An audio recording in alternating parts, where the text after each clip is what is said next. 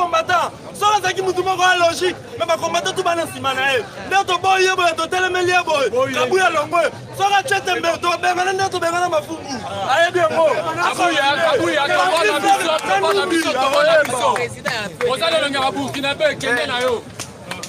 Cette lutte a tellement duré. Plus de 3 décennies, nous avons mené les combats contre les dictatures successivement dans ces pays. On n'a pas désarmé. Aujourd'hui, que l'UDPS est parvenu à arracher le pouvoir auquel il a milité pendant plus de 37 ans.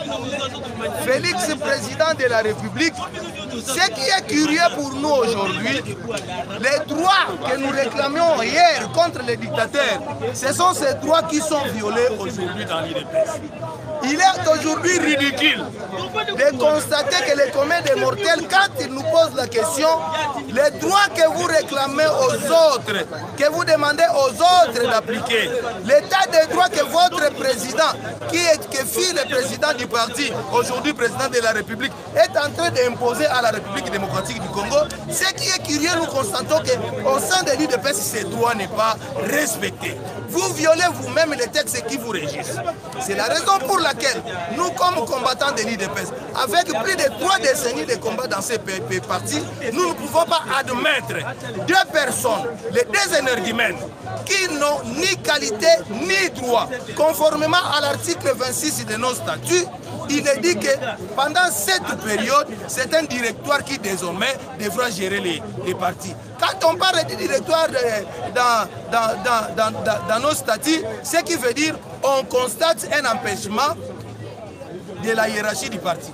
Le président étant empêché, n'est-ce pas, après qu'il soit élu président de la République, en réalité, c'est un directoire qui devra diriger les partis.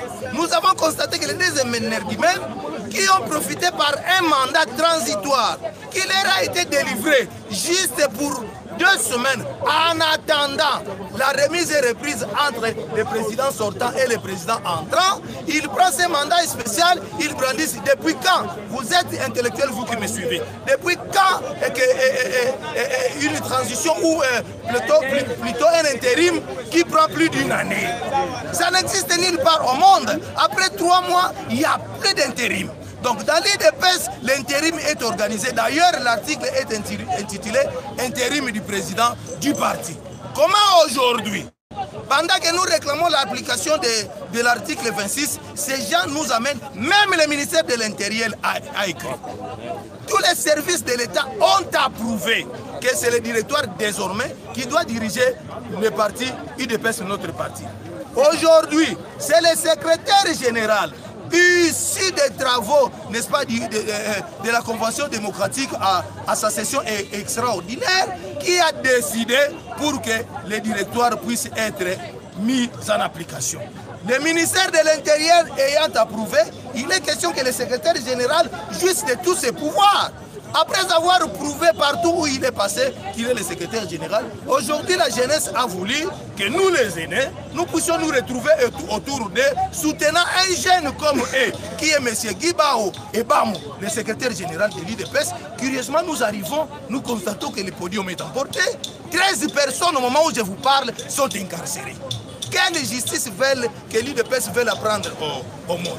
C'est la raison pour laquelle nous, comme mobilisateurs de la base, ces combats que nous avons fait avec Mobutu, on l'a fait avec Laurent Désiré Kabila, Joseph Kabila, ces combats continuent maintenant au sein de l'UDPS. Ces énergumènes qui ont pris le parti en otage vont subir les châtiments de la base tels qu'ils ont soumis Mobutu et Kabila. Je vous remercie. Merci.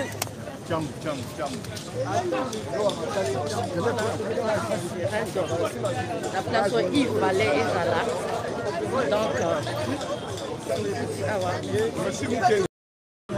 Dana bagomaki yebisanga ikabunda zalaki wapi kabuya zalaki wapi lelo belingi ko bebisa parti na ngai pona nini musala neni sina kape sobu yozo sala musala mabe bakulungula yo bachi moninga est-ce que ekomi mbole sidi la kabuya na kabunda na nzoto na lobi boye lelo kabuye soki yo ubande na libumu ya mwasi oyo ngai na zabo tika parti na ngai soko pa otiki parti na ngai te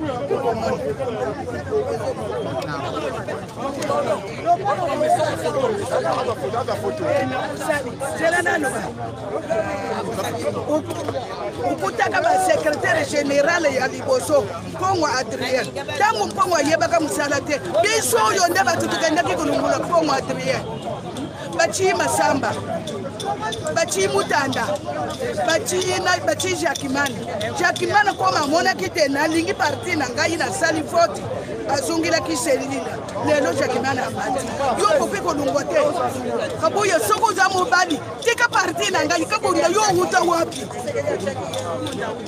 donc bakataki yo ntolo kute yo kulo kote na yide pesa ukufana kaka na yide pesa yo nde mutu tangi koleka batu nyonso. Tout un message. Maman, pardon.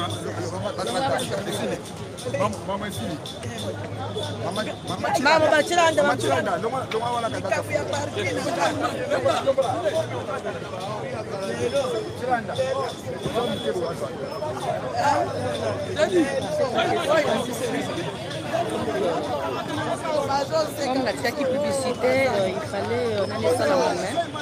On est là, on ne sait pas ce qui se passe. Balobi bayaki, balongoli podium et tout. Donc on ne sait pas ce qui se passe. Donc yeba, makamuna sondenge zolo. Kaboye. Nous sommes na kaka toujours bazali ya kosika makati. On ne peut pas bloquer les paroles. Oyo, c'est la fédération ya Tchangu. Fédération ya Tchangu. Tchangu nde. Boy, do baluka boy. Baluka boy. Do baluka boy. Baluka boy.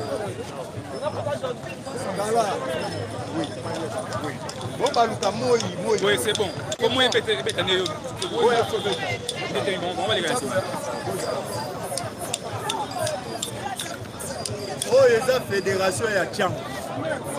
Fédération ya Tchangu nde sala IDPS. Ceux qui le ont pouvoir, c'est parce que Tchangu ezalaki Gangu Tchangu ezalaki debout et là lisaki Mobutu zone rouge. Oh bazali kobenga zone rouge na période ya Mobutu, na période ya Musée. Oye kwa isaki esilisaki mapeka ya Mobutu ezali Tchangu. Précisément fédération ya Tchangu section ya Masina cellule ya liboso oye bandaki na Tchangu ezali cellule Congo. Alors lelo toye toza na posa IDPS etelema tozomona eza na batu mibale bazoboma IDPS eza na batu bazoboma IDPS balingi te IDPS e continuer elakisa état de droit ndenge le père abandaki koprôner état de droit. Alors batu mibale baza kotelemela IDPS batu wana nde batindi ba policier oyo pour que jeunesse ya IDPS et s'exprimer te. Nous sommes déterminés yako loba et puis yako telemisa mboka oyo ko installer état de droit ndenge père ya démocratie atikela kibiso tokoki kokata mission oyo batikela kibiso te na père na biso ya démocratie toza déterminé meeting na biso ekosalama. Alors peuple congolais partout toza pona congrès, il faut congrès et salama ba kambia sika ba kamba IDPS oza parti na biso. Tchangu en avant, marche. Tchangu en avant, marche. OK. Voilà. Ouais, bah sous ça makambu ndenge rozala ndenge c'est pas ce qui se passe. Nous bon moniteur ngwana. Donc tellement chaud.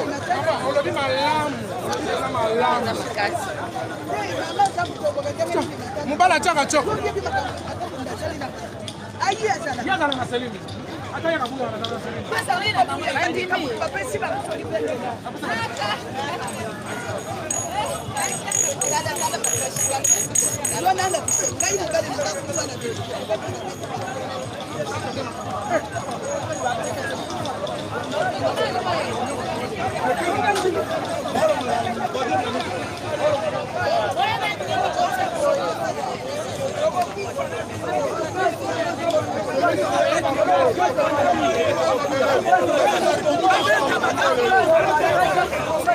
Aza libanga mboka, aza na Egypte. Aza na Egypte depuis le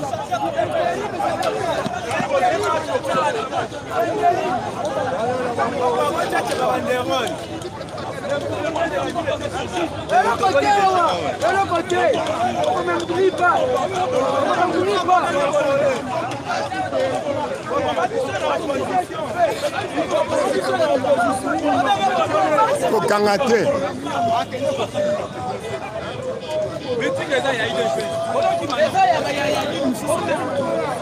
pandango